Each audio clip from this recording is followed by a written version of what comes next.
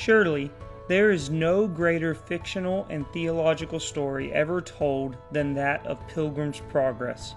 John Bunyan, who was a five-point Calvinist, says his aim was to strengthen religious beliefs through fiction, despite many saying that it couldn't be done. And that is exactly why Bunyan wrote this book. The story begins with a man named Christian who is carrying a heavy burden, and he leaves his family and the city of destruction for the sake of God. Though, he is soon discouraged when he falls into a muddy pit called the Slough of Despond. Christian sinks because of his burden, which represents the sinful depravity carried by all progressing Christians. Luckily, a man named Help pulls him out. Proceeding onward along the straight and narrow path of salvation, Christian then sees two figures scrambling over the wall instead of following the narrow path as he did. Their names are Formalist and Hypocrisy, and they come from the town of Vainglory. They are headed to Mount Zion for praise.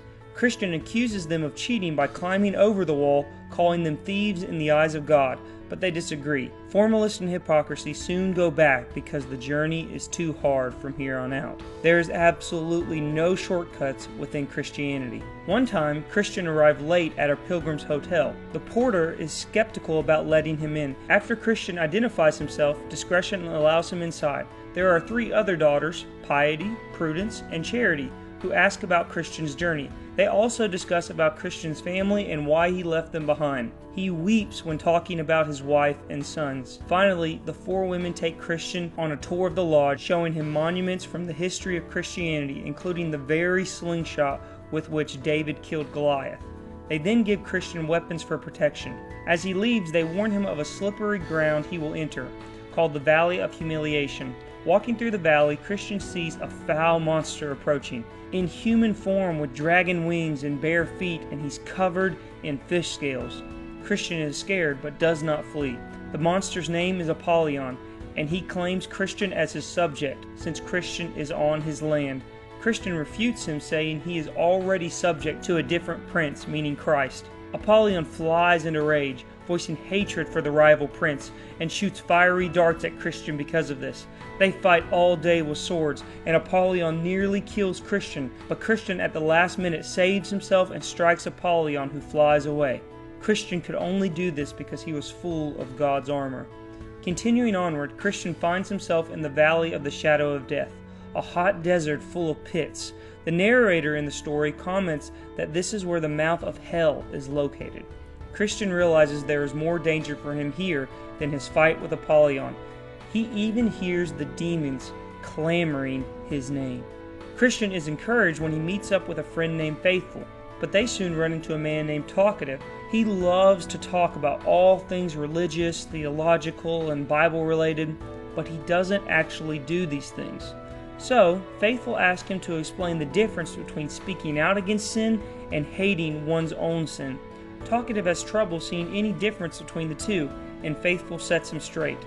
Irked by this, Talkative leaves them. One cannot just speak negatively of sin, he must hate his very own sin. Next, Christian and Faithful arrive at a wicked city, where they are not even treated like humans, and Faithful is burned at the stake, of which he readily accepts with grace, so that he can see his Lord all the sooner. How many people watching this video think of death the same way Faithful did? Christian continues his journey joined by two men, Hopeful and a stranger named Bunyan.